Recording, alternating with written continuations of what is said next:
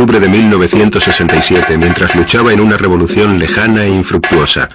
En Cuba aún se venera su memoria. ¡Pioneros por el comunismo!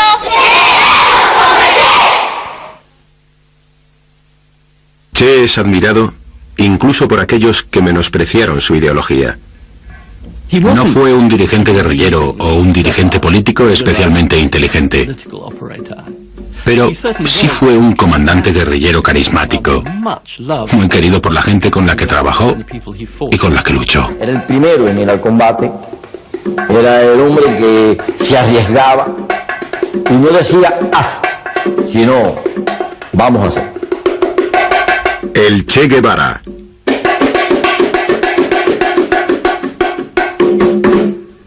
En 1997 se hallaron varios esqueletos en las cercanías de una apartada pista de aterrizaje boliviana. Uno de ellos era el del Che Guevara. Por fin se había resuelto el misterio de 30 años sobre la desaparición de su cuerpo y los restos del Che fueron trasladados a Cuba. El médico argentino de clase media recibió el funeral de Estado digno del gran héroe de la guerra cubana en el que se había convertido. Por fin sus restos iban a descansar en el mausoleo que se había construido para él. Sin embargo, detrás de una de las caras más famosas del mundo yace la historia de una vida poco conocida. Todo comenzó en la próspera ciudad comercial de Rosario, en Argentina. Aquí nació el 13 de mayo de 1928 Ernesto Guevara, conocido como Che Guevara. Su madre Celia ya estaba embarazada cuando se casó, de ahí que falsificara la partida de nacimiento anotando el 14 de junio. Sus aristocráticos apellidos hispano-irlandeses, Guevara de la Serna Lynch, ocultaban un declive en la situación económica de la familia.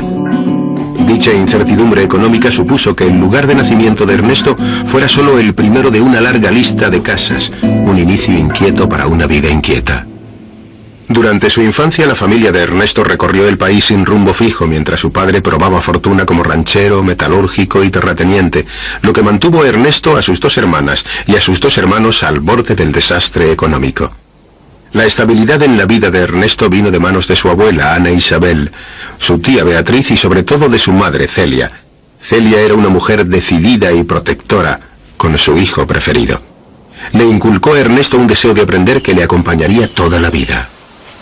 La relación con su madre, Celia, fue extremadamente importante en su vida. Intelectualmente eran almas gemelas y aquella relación especial, que se inició durante la niñez del Che, se mantuvo hasta que ésta murió y casi hasta que él murió, ya que nunca dejaron de escribirse. Che se confesaba con ella de una forma que nunca lo hizo con otra persona y ella con él. En 1933 la familia se mudó de nuevo a Altagracia, una pequeña ciudad balneario en las montañas, a la que acudía la gente con dolencias pulmonares para curarse. Ernesto sufría de asma. Se esperaba que el aire seco y limpio del lugar le ayudara a mejorar. Aquí, entre ataques de asma, Ernesto pudo jugar felizmente. Incluso convirtió dichos ataques en algo positivo al leer ávidamente durante los mismos. La familia Guevara contrató a Rosario Amanda González como niñera y cocinera. Ernesto estableció una estrecha relación con Rosario. A ella le encantaba que le recortara recetas de los periódicos y las pegara en su libro de recetas, y le asombraba su capacidad para leer y escribir impropia de su edad. Me llamó mucho la atención porque lo vi a leer de corrido. Y eso fue el primer impacto que yo, porque decía, ¿cómo un niño de 4 años puede leer así? Para mí era imposible. Un chico grande, era un niño grande, porque la forma que él hablaba o que conversaba o lo que pronosticaba, solo una persona mayor lo podía hacer. La facilidad para leer de Ernesto era un anticipo de uno de sus rasgos más característicos. Entonces ahí, esa fue una cosa que me impresionó y que luego también en el futuro fue uno de los aspectos sobresalientes ya del Che Guevara. Su capacidad de transformar una cosa negativa, como era estar metido en una habitación tomando un saumerio, transformarlo en un centro, en una forma de educarse y de formarse, que fue una cosa que siempre la llevó consigo. Para Ernesto, Altagracia era la ciudad ideal para crecer. Aunque sus ataques de asma prosiguieron, llevó una vida idílica propia de Huckleberry Finn. Aquí aprendió a pescar. Y en los estanques y cascadas de alrededor aprendió a nadar y a hacer ciertos números muy arriesgados para deleite de sus amigos.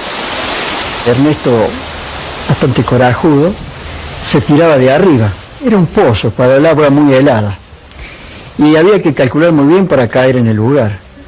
Ahí Ernesto se tiraba, no tenía problema. No tenía problema él, no tenía miedo, tenía coraje. Era un lugar que había que tener cuidado por las piedras, porque mucha piedra abajo. Y si uno se desviaba un poco, quizás se podía matar. Pero se tiraba bien calculado y salía bien. Sin embargo, su precaria salud seguía limitándole las oportunidades para demostrar su coraje y su habilidad física.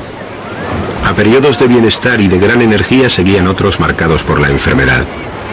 Frecuentemente Ernesto se quedaba vestido, preso de un ataque de asma, al borde de la piscina, sin poder nadar con su familia.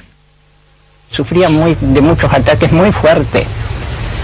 Para así llegó un día a decirme, yo me voy a matar, me dice, porque no puedo resistir. Entonces yo le dije, no, Ernestito, no piense así. Puede haber una solución más adelante, qué sé yo. Es que vos no sabés lo que es querer respirar y no poder, me dijo. Debido al asma, Ernesto no empezó la escuela hasta casi los 9 años, después de que el consejo escolar pidiera informes sobre el motivo de su ausencia. Sus estudios en casa con su madre le habían proporcionado una buena base educativa, si bien algo excéntrica. Pero rápidamente se aburrió del colegio y a menudo se portaba mal. Estando las casas vacías del Alto, y se entraba, hacía algunas picardías, sacarían frutas o algo, y en una oportunidad hizo su necesidad arriba de un piano, en una casa cerrada. Y bueno, y el padre tuvo un problema con los vecinos, con los dueños de la casa. En eso Ernesto era líder, para inventar cosas, era líder, y para treparse a los poquitos árboles que había en la escuela también. Pero por inteligencia, hay que decir que Ernesto era un chico muy inteligente. Sin embargo, a pesar de su inteligencia, la escuela no conseguía satisfacer a Ernesto, y pronto acabó convirtiéndose en jefe de una banda callejera. Cuando se encontraba bien, el joven Che corría libremente e intentaba hacer cualquier actividad física. Se convirtió en un muchacho prácticamente incontrolable. Corría por las calles, se escapaba de las pequeñas bandas del barrio, jugaba a policías y ladrones, a indios y vaqueros, y tramaba todas las diabluras y travesuras posibles. Fue Ernesto y la puso allá la cañita voladora. Le prendió fuego, salió tan perfecto que pasó por la puerta y había una mesa allá, una mesa servida para la fiesta de Navidad. Pasó por arriba del hombro de uno de los comensales y corrió por la mesa así, volteando copas. Salió la gente de afuera y nos corrió. Su madre y su forma de llevar la casa abierta y tolerante dieron rienda suelta a Ernesto. Celia gobernaba una casa que resultaba bastante idiosincrásica en la provincia argentina de los años 30. Creó un modo de vida distinto y democrático para Ernesto y sus amigos, el cual nunca olvidarían. La madre, sobre todo, no hacía diferencia. No hacía diferencia. Nosotros éramos gente, el que no era hijo de minero, hijo de taximetrista o hijo de albañil. Y nos tratábamos bien, no hacía diferencia de clase ni de nada. Éramos como de la familia, podíamos decir. Teníamos las puertas abiertas para ir a la casa. Así adquirió Ernesto un desdén por los bienes materiales que le acompañaría toda su vida. En el colegio una vez vino sin guardapolvo y le digo, Ernestito, ¿y el guardapolvo? Y dice, se lo dejé a un chico porque la maestra mañana no le iba a dejar entrar. Si no, total, yo tengo otro. Por eso vuelvo a repetir, un niño fuera de serie. Para mí, por lo menos, yo lo he entendido así. La familia Guevara dio la bienvenida al compositor español Manuel de Falla y a otras personas que habían huido del fascismo de España. La educación de Ernesto empezaba a politizarse. Era gente muy democrática y estábamos viviendo justamente en la época de la dictadura de Franco. Entonces, muchos exiliados extranjeros se reunían en la casa de los Guevara y ahí hacían sus conversaciones. El chico escucharía, estaría interiorizado. La creciente conciencia política de Ernesto empezó a notarse en el modo de tratar a los criados y su lugar en la sociedad. Ernestito dice, ¿por qué tiene que estar así tan dividida la gente? ¿Por qué él me sabía decir? Y bueno, porque el mundo es así, Ernestito. Sí, bueno, es así, pero si morir y nacer somos iguales, ¿por qué tenemos que haber tanta diferencia? Me sabía decir. Y bueno, Ernestito, pero no, ¿por qué vos tenés que ganar 20 pesos y yo tengo que ganar 100? Eso es maldad. Era un niño grande que le hacía pensar. La influencia de una vida familiar distinta se dejó notar incluso en su tiempo libre. Sus travesuras empezaron a tomar cierto cariz algo más sofisticado cuando él y sus amigos deambulaban por Altagracia. Incluso sus juegos empezaban a politizarse. En algunos de sus juegos jugaban a fascistas y republicanos. Incluso se rebelaban ante ciertos asuntos de política local. En cierta ocasión, cuando tenía unos 10 años, la compañía eléctrica subió las tarifas y él y su banda protagonizaron una protesta vandálica juvenil que rompieron todas las farolas con sus tirachinas. En sus primeros años de adolescencia, Ernesto recorría 48 kilómetros en autobús para ir al instituto, situado en la provincia de Córdoba. Aquí conoció a nuevos amigos y practicó nuevos deportes. A pesar de su escasa estatura y de su enfermedad, se impuso su deseo de triunfar. Tuvo que pasar una prueba de admisión para entrar en el equipo de rugby, consistente en lanzarse sobre un palo de escoba en horizontal. Este muchacho se puso la camiseta con hombreras, saltó una vez, saltó 2 veces, saltó 3 veces, y si yo le digo basta, hace un agujero en el patio. Esa fue la primera impresión de que me dio con respecto a su tenacidad, que es una de las pocas de las cosas que llevó toda su vida, la gran tenacidad. Pronto los asuntos familiares catapultaron a Ernesto Guevara a otro gran contratiempo, pero antes aprendió algo que le resultó útil en el futuro.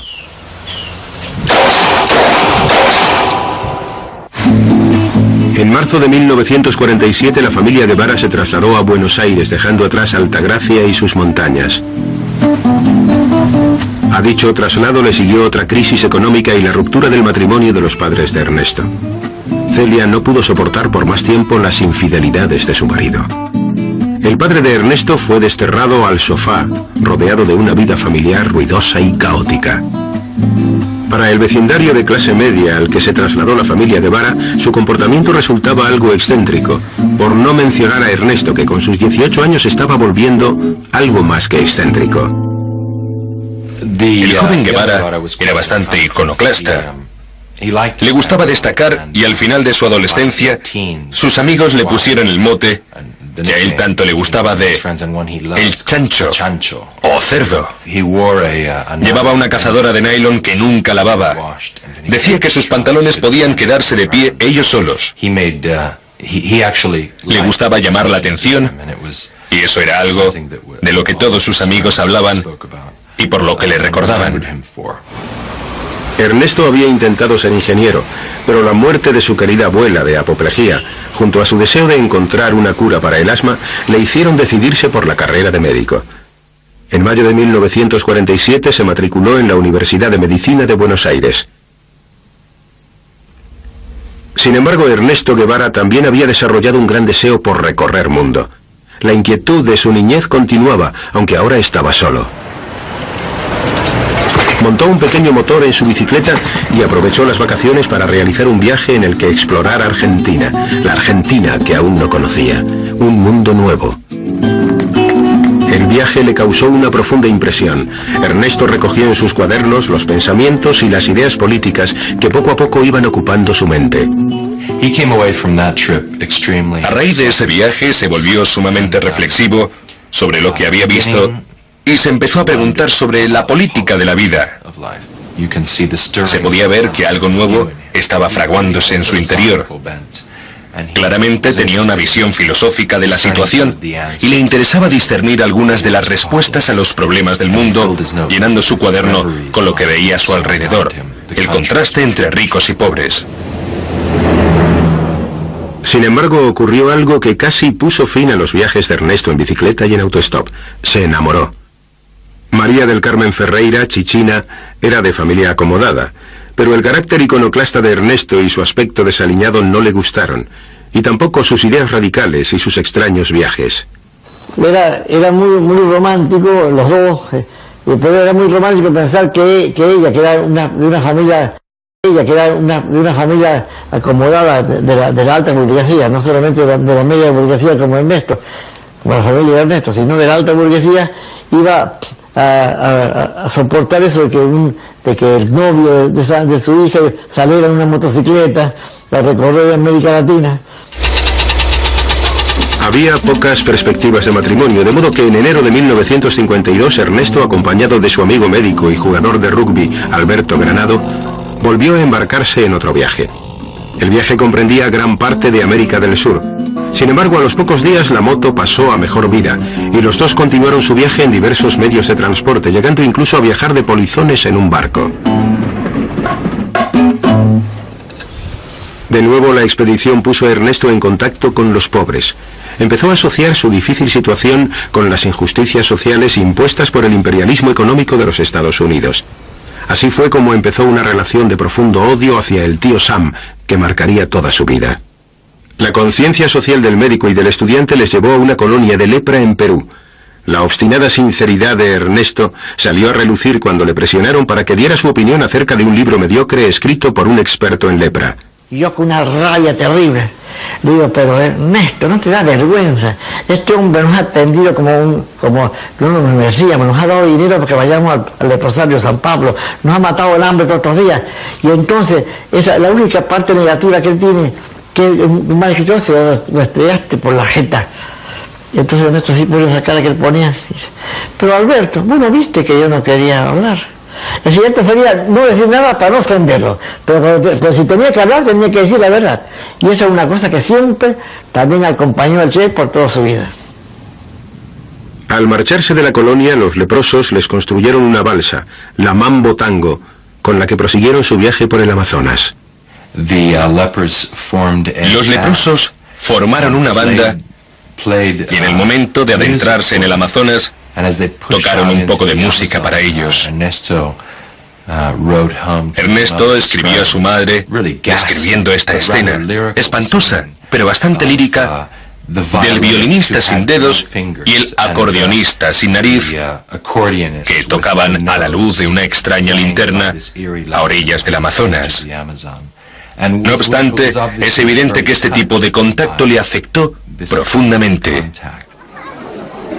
La difícil situación en la que vivía la gente que había encontrado reafirmó la politización de Ernesto. En su diario escribió, no soy el mismo de antes. Ese paso por San Pablo yo considero como un paso de Ernesto al Che, como un paso del médico de hombres al médico de sociedades, ¿no? Aunque finalmente Ernesto regresó a Buenos Aires para graduarse como médico, pronto se embarcó en otro viaje. Su mente ya no estaba en el ejercicio de la medicina. Guatemala supuso un viraje decisivo. Fue aquí donde encontró una causa política para apoyar al régimen izquierdista del presidente Arbenz. Entre otros partidarios del régimen conoció a su primera mujer, Hilda, una peruana. A Ernesto no le gustaba físicamente Hilda, pero le atraía el hecho de compartir con ella ideas políticas y filosóficas. Apenas había encontrado su causa política cuando ésta fue aplastada. Un golpe de Estado promovido por la CIA derrocó el gobierno de Arbenz, demasiado débil para defenderse. La caída del régimen tuvo un efecto crucial en la forma de pensar de Ernesto y en sus acciones futuras. El hecho de ver cómo se venía abajo le convenció que el socialismo era el antídoto, la única forma de luchar y vencer. El método era a través de una revolución armada y radical. Se marchó a Guatemala tras haber decidido que este sería su camino a seguir en la vida y que sobre todas las cosas quería forjarse a sí mismo y a su nueva identidad en las armas. A Ernesto el rebelde le habían dejado sin causa alguna. Necesitaba una nueva y ésta se escondía en otra parte. Cuba estaba gobernada por el corrupto y represor Fulgencio Batista.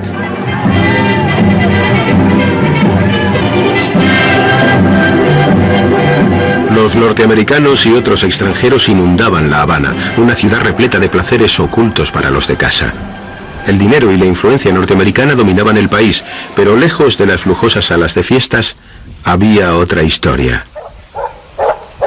El resentimiento y la oposición al régimen se hacían cada vez más fuertes.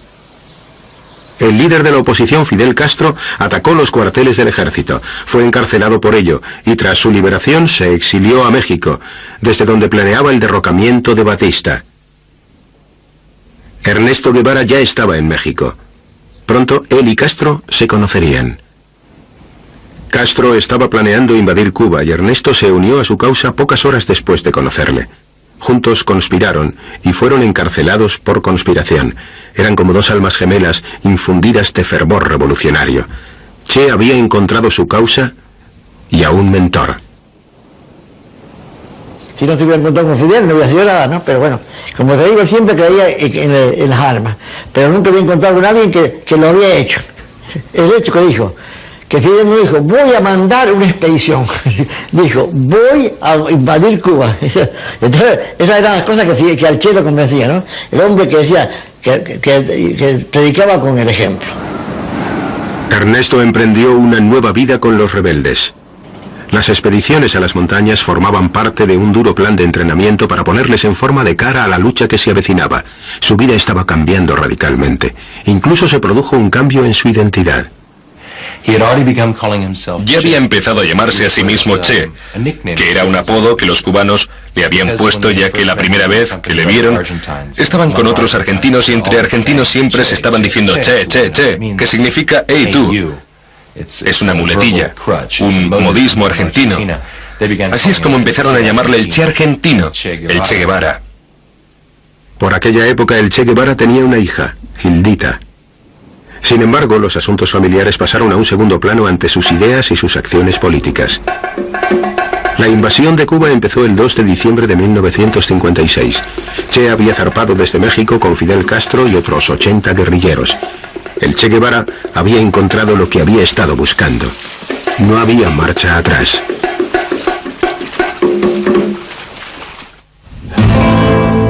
Diciembre de 1956. El Che se había unido al ejército rebelde de Castro para invadir Cuba. Al Che le habían herido en el cuello. Era el médico de los rebeldes, pero ahora decidió convertirse en un luchador. Y se le produce el corte, podríamos decir, en sus concepciones, en sus deseos de participar en la lucha, en el primer combate, de si cargar una caja de balas de ametralladora que tenía o su equipo médico, el botiquín de médico, y que se decidió por la caja de balas. La Sierra Maestra, incluso en sus cotas más bajas, ofrece grandes problemas para transportar hasta los bienes más esenciales. Pronto los rebeldes se vieron obligados a internarse en los inhóspitos bosques. Al principio, entre el Che y los demás revolucionarios, reinaba el desorden, ya que habían perdido gran parte de su equipo. De los 82 hombres que habían desembarcado, solo 22 se habían reagrupado en Sierra Maestra. En su momento más bajo, el ejército lo componían solo 17 hombres, a quienes las fuerzas gubernamentales persiguieron durante meses. Sin embargo, con el paso del tiempo, el Che fue haciéndose un nombre entre los cubanos.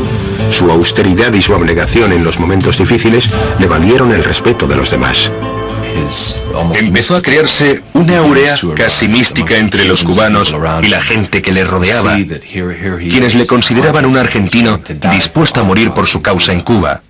Fue ascendido a comandante, la graduación más alta dentro del ejército revolucionario, lo que le autorizaba a llevar su famosa estrella en la boina.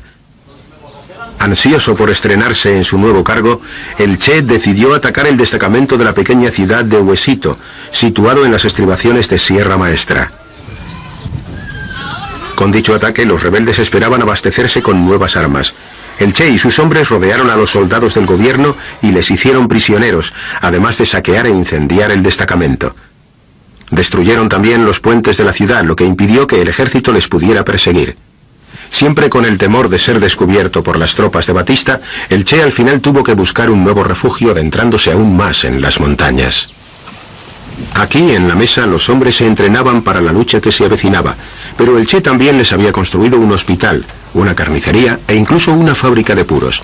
Con la mirada puesta en el momento en que finalizara la guerra, el Che consideraba la mesa un centro de educación para adultos.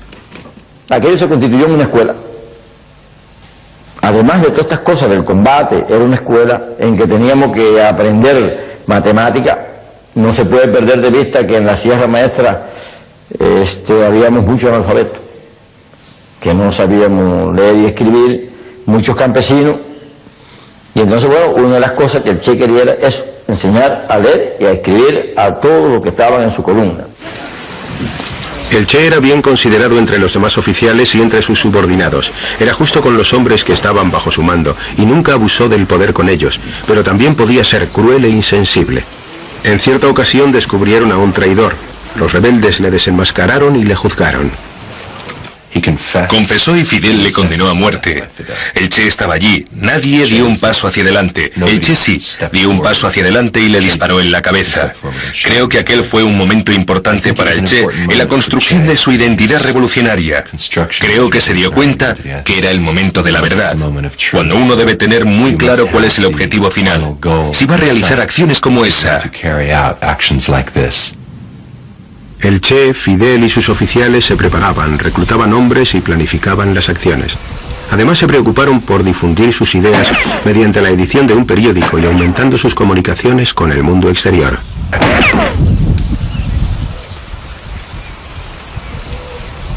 Durante todos los meses, ya son 16 los meses que hemos estado en la Sierra Maestra, han venido periodistas de... En febrero de 1958, Radio Rebelde estaba en antena retransmitiendo en directo desde la mesa.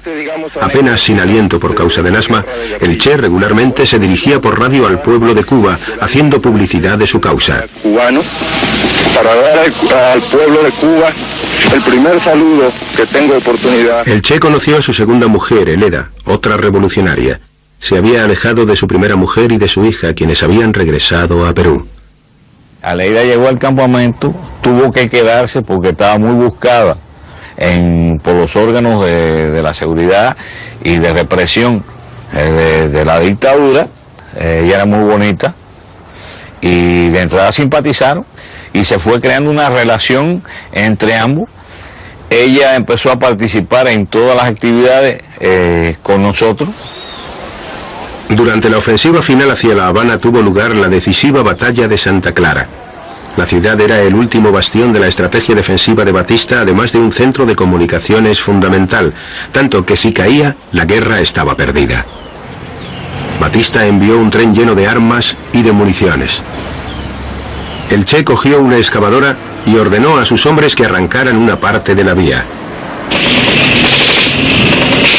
Con el tren descarrilado, los hombres del Che se apoderaron de motores, armas antiaviones, bazocas, ametralladoras, 600 rifles y, como el Che escribió en su diario, una gran cantidad de municiones. Habían ganado la guerra. Era enero de 1959 y el Che Guevara, con 30 años, se dirigía triunfante hacia La Habana.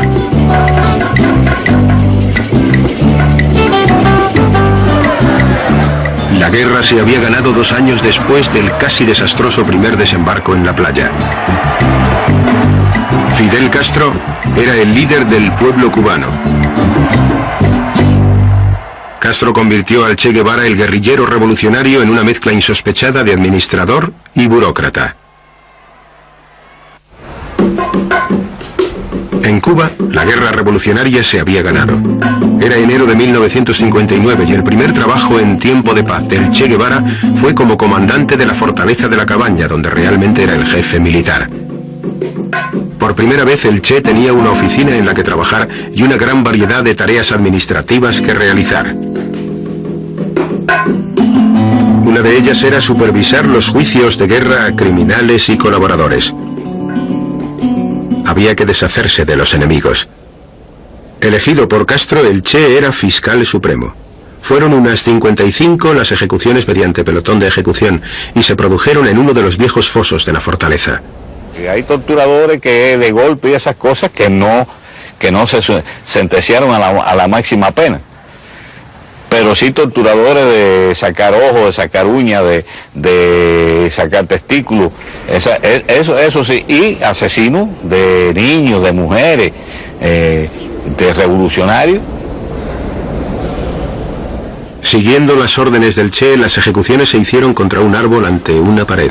el Che seguía buscando la justicia revolucionaria. Parece ser que abogó por algún tipo de proceso legal.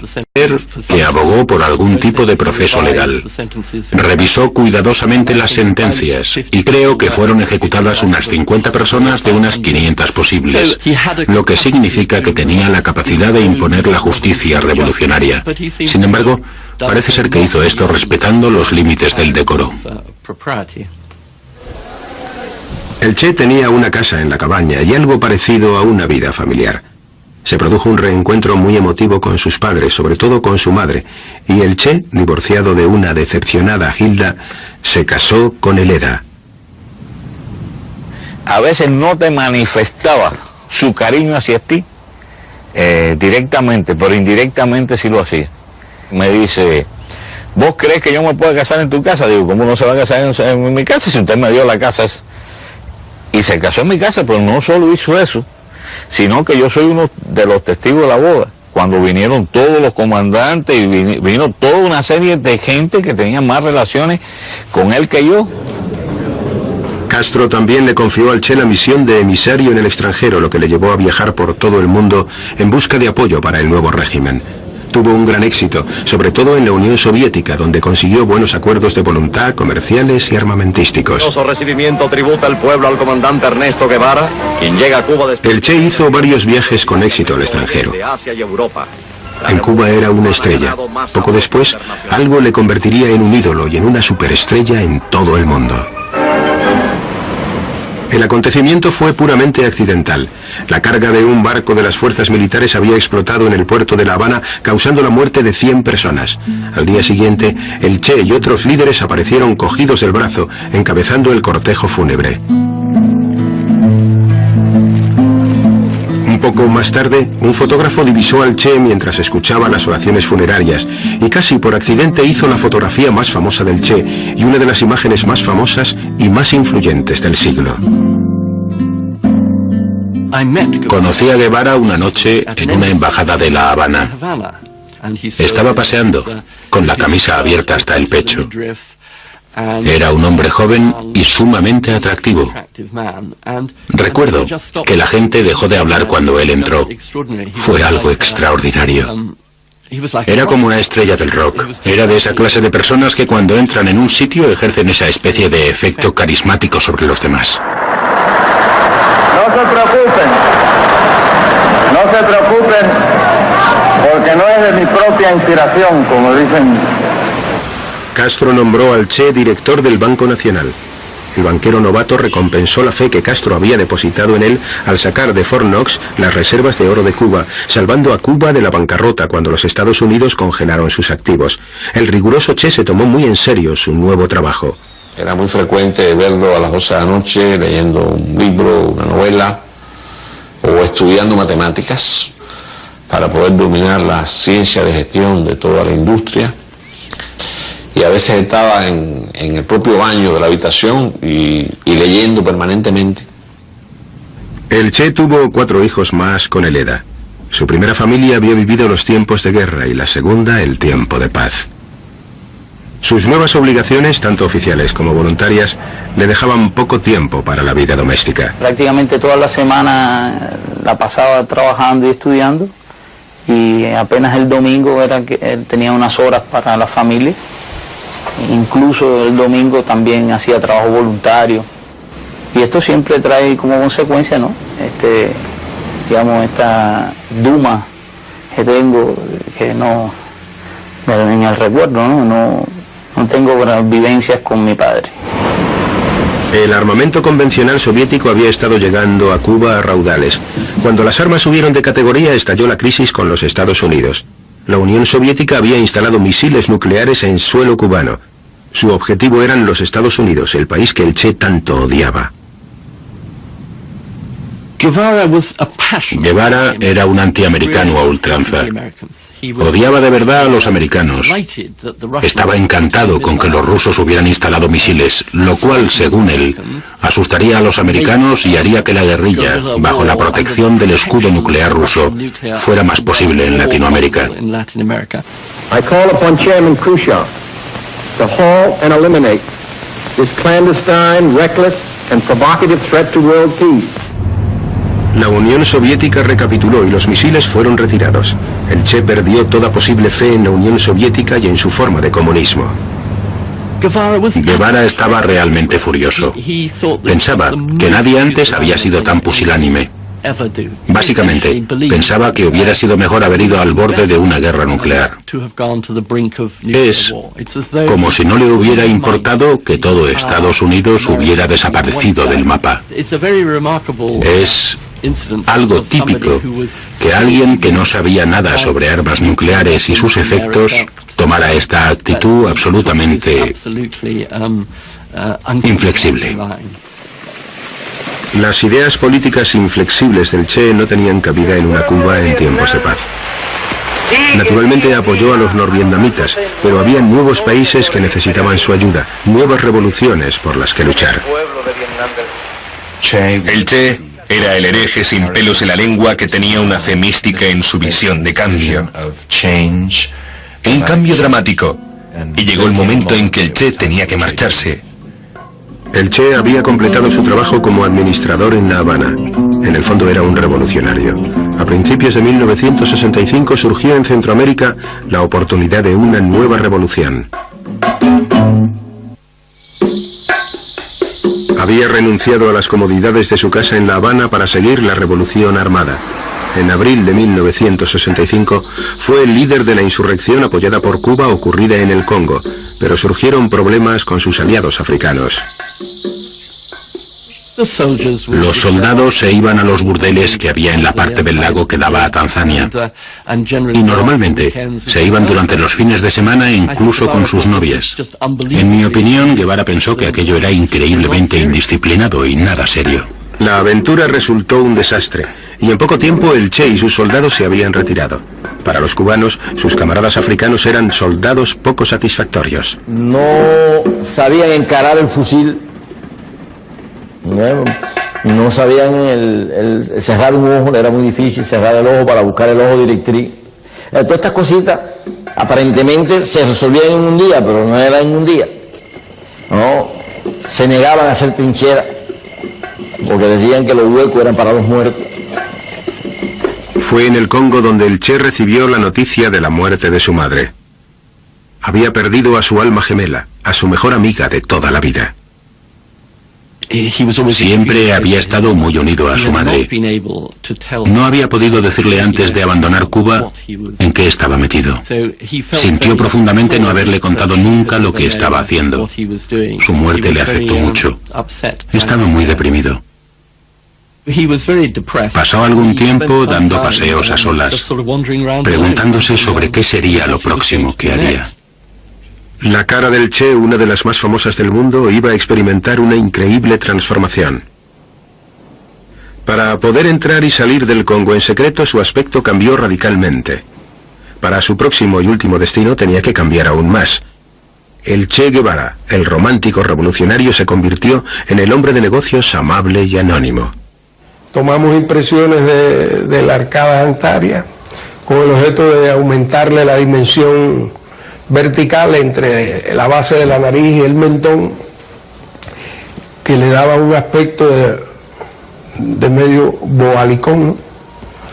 Le traje un detalle que era muy conocido, que es una punta que él tenía, no sé si se fijan en la fotografía, pero hacerle, pronunciarle unas entradas. Todo esto se hizo sin anestesia, con cera. Fidel Castro siempre estuvo informado de los disfraces del Che. Cuando el Che partió para su última misión fue a despedirse del revolucionario, del que nadie hubiera sospechado cuando partió para Bolivia. El Che vio en Bolivia un mero trampolín para su objetivo final, crear una revolución en su tierra natal, Argentina. Sin embargo, iba a ser su perdición.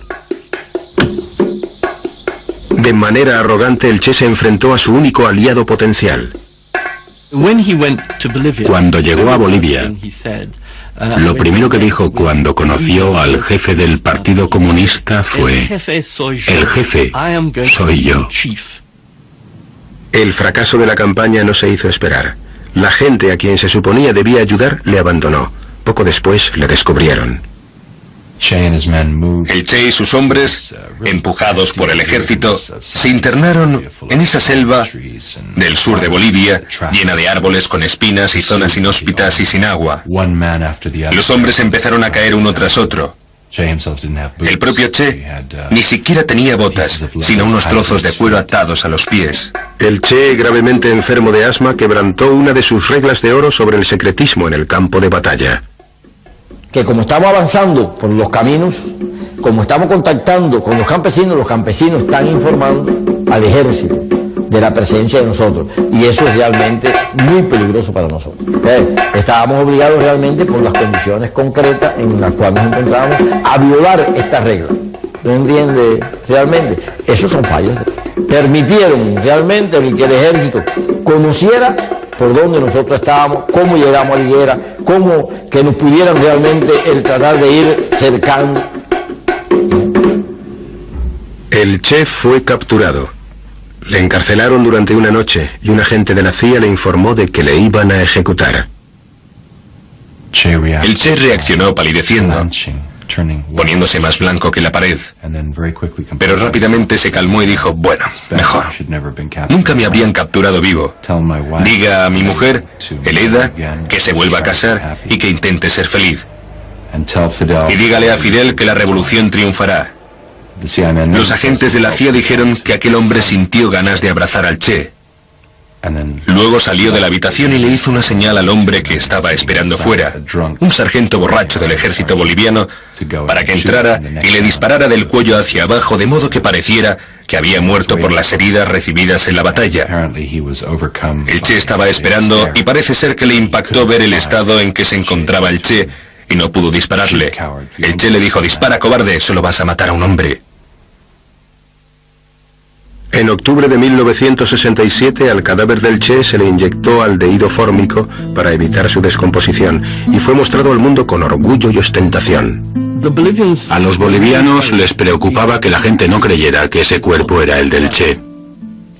Por eso lo que hicieron fue que le acicalaron la cara, la cual fue fotografiada y dio la vuelta al mundo, tanto que parecía que estaba vivo.